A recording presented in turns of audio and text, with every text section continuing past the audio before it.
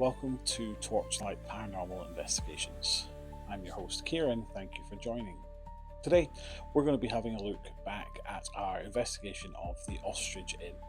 Now, the Ostrich Inn is a pub in the Harbourside area of Bristol, synonymous with piracy, where a lot of the pirates would go and drink while they were coming to visit Bristol. It's got a very dark history and a very full history. But the Ostrich Inn is very important for us because it was our first ever investigation as Torchlight Paranormal back in 2009. And we've revisited the Ostrich Inn in 2010 and conducted this investigation that you're going to be seeing. We're going to be going over all of the footage that we caught on that investigation, and I'll be giving you my thoughts and opinions on said investigation, and we will be going from there. Really hope that you enjoy this video. If you do enjoy this video, then please consider giving it a big thumbs up. Support the channel where you can. Any support that you guys can give for Torchlight Paranormal would be very much appreciated. So, without further ado, let's get started. We are contacting any spirits that might be here in the Ostrich Inn. We mean you no harm, and we're simply here to find out a little bit more information about you. And we don't want any evil spirits to come in, just friendly spirits or any residual spirits to come through. So I'd like to ask out if there's any spirits in this location who'd like to make contact with us. Could you do something? Could you make a noise?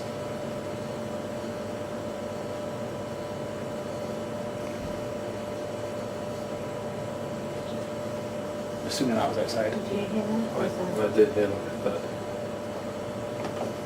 That was coming down there, wasn't it? I thought it was coming from over here. Yeah.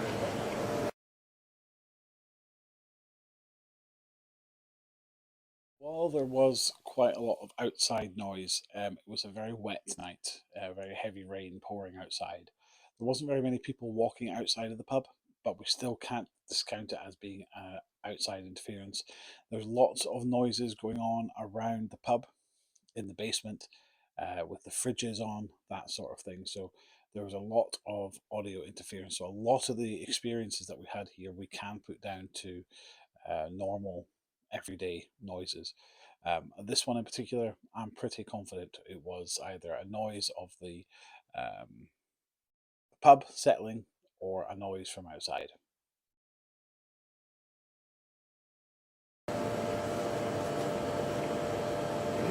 There is people outside, so it could be them going out of a car. Did anyone In the corner. Yeah, it's my van. Even If that was a spirit person that made that knocking noise, could you do it again for us, please?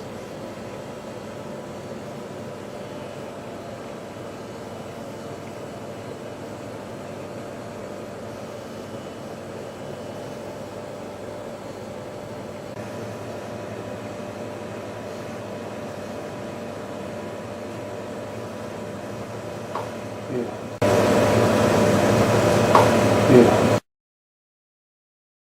Again, another noise which could easily be explained away. It was just a tap. That could have easily have been a plastic bottle from a cordial settling, or it could have easily been someone tapping, and because we've not got it on camera, we can't guarantee that it wasn't one of us doing it. Something that we can't necessarily say is paranormal, but it's still interesting to put in there because at the time we weren't able to ascertain as to where the noise came from.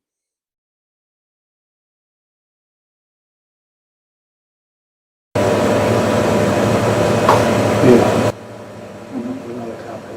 You hear that? I didn't hear it. It's a little walk down there. Sorry?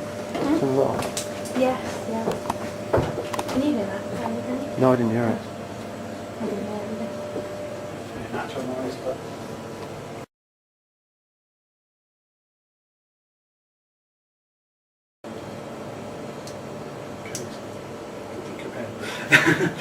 just in case. Sorry, that's me clicking my pen. Sorry about that.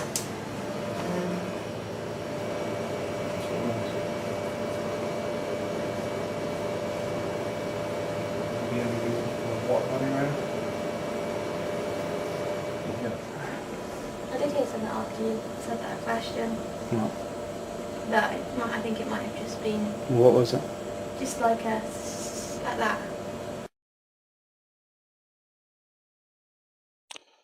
So after I say that, is there any reason why there should be water running in the pub?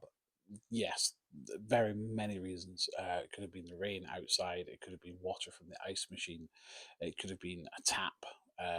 We didn't check as to whether or not taps were running. So there's multiple reasons for that. But after I said that, Jess then said that she heard a hissing noise.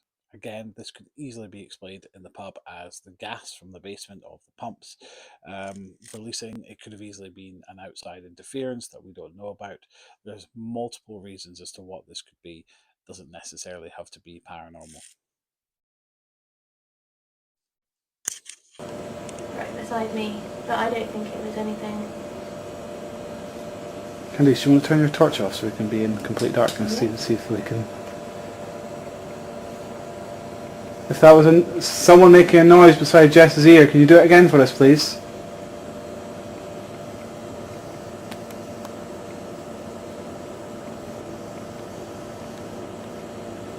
In this year, if you don't mind, I'd like to call out to the spirit that there was a man killed here, wasn't there, in a bar brawl. Yeah. So I don't know his name, but my name's Candice, and I'd like to introduce myself to the spirit who was murdered here in this bar. I understand it was in a fight. It would be great if you could just maybe come and communicate with us, come and say hi. In a fight.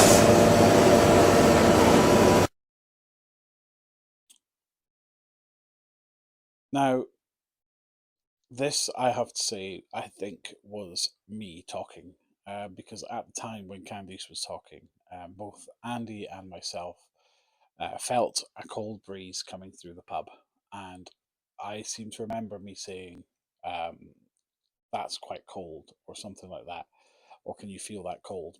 But I was whispering, and I didn't tag it.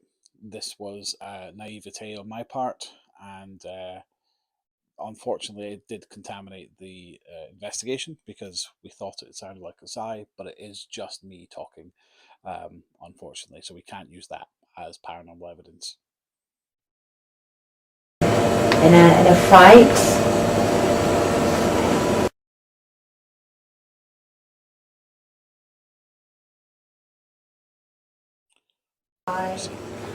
In any way that you can, tapping,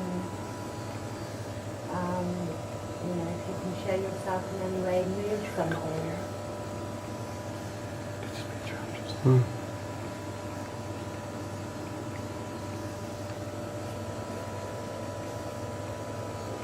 Draft coming in there. It's a draft. Yeah. So we take note of that, Candice. There's a draft coming through here. Yeah, that's actually got colder.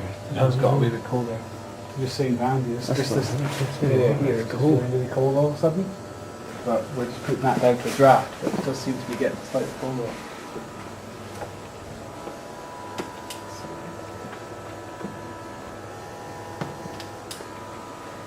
there anything anyone wants to try, possibly?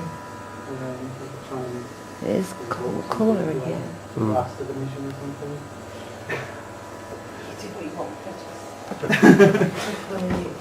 I'll turn the light on that just to check for any It vents. just feels in this doorway here. Is it colder down here as well?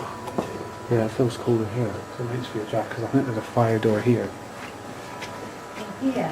Right here. Yeah, it's the air conditioning. Oh, we got it. Air conditioning. Debunked. Debunked. Can we turn it off? So this next part, we try an experiment which is called the Singapore Theory, and I've discussed this with a few paranormal investigators throughout my years, and a lot of people quite like using this experiment. It's one that we've actually tried in quite a lot of our locations. We try to recreate a scene. Now, the idea being is that you recreate a scene, and this entices the spirits to then contact you, get in touch, because they're being reminded of the moment that they remember. So we try it here where we ring the bell and we ask for last orders. It's a rather interesting theory, and it doesn't necessarily yield results all the time, but it certainly gives you an insight into um, creating the scene as to what life may have been like for the people who were visiting here and who still might remain.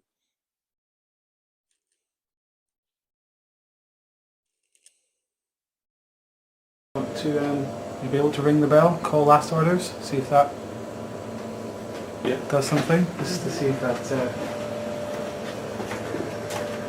just like you would if you were just closing a busy night. Last orders at the bar.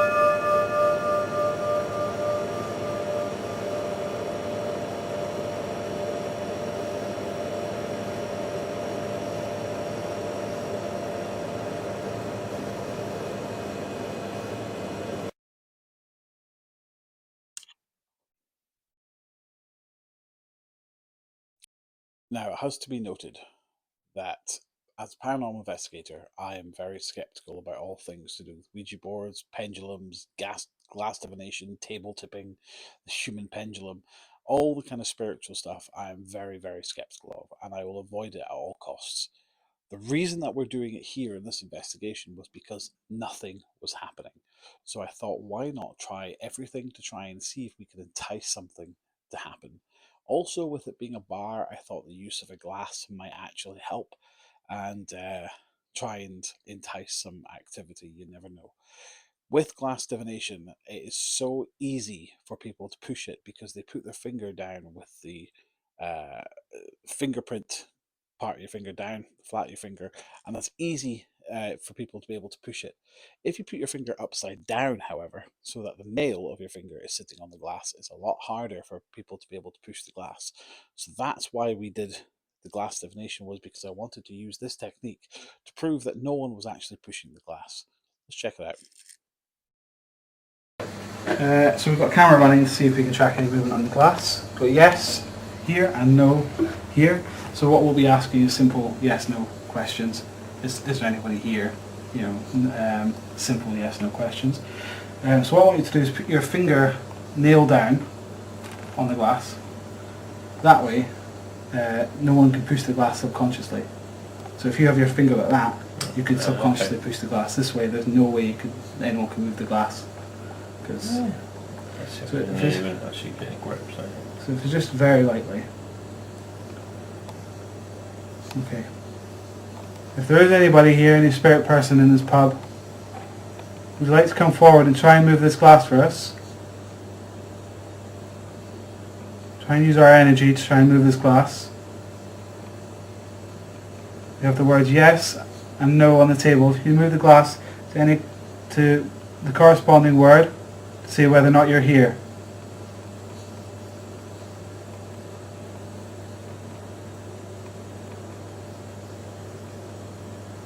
Try and use our energy.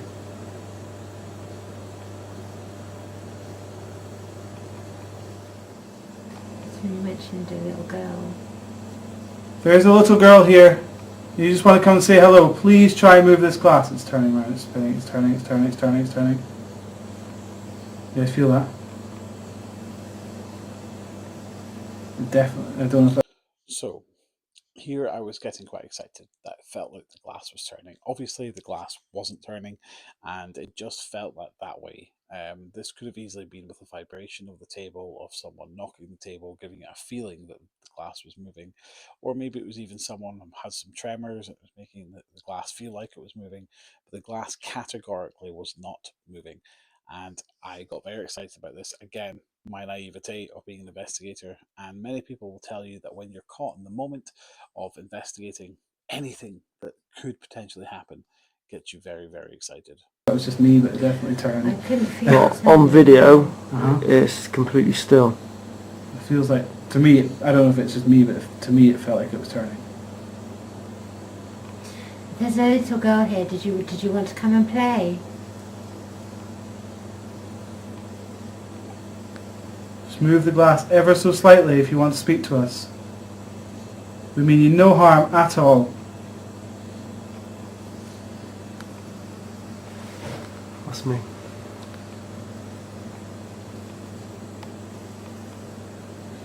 Try and use... Oh, Sorry, I felt like it moved underneath my finger. it does feel like it's moving slightly. Oh my from me to that. Yeah, that's what I felt as well. Mm.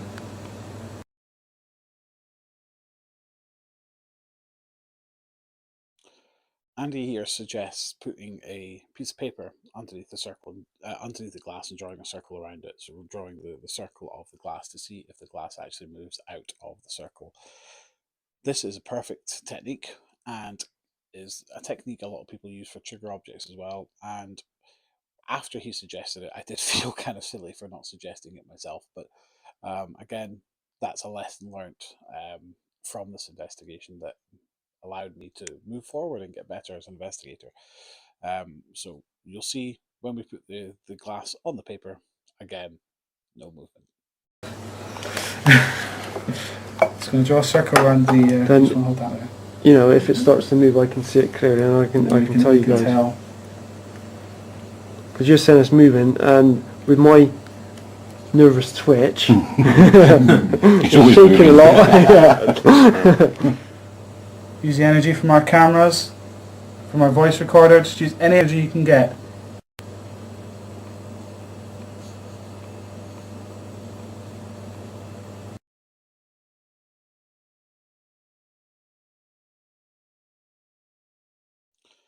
And there you have it. That is the end of part 1 of our investigation at the Ostrich Inn Bristol. I hope you enjoyed this video. If you did enjoy this video, then please consider subscribing and supporting the channel. The Ostrich Inn is a location that will stick with me forever as being one of the first places that we ever investigated. Very special place in my heart. Please stay tuned for part 2 of the Ostrich Inn investigation coming very soon, and subscribe to the channel to keep and turn on notifications, of course, to be notified for when the next episode comes out. Thanks very much for watching, guys. I'll see you again. Bye-bye.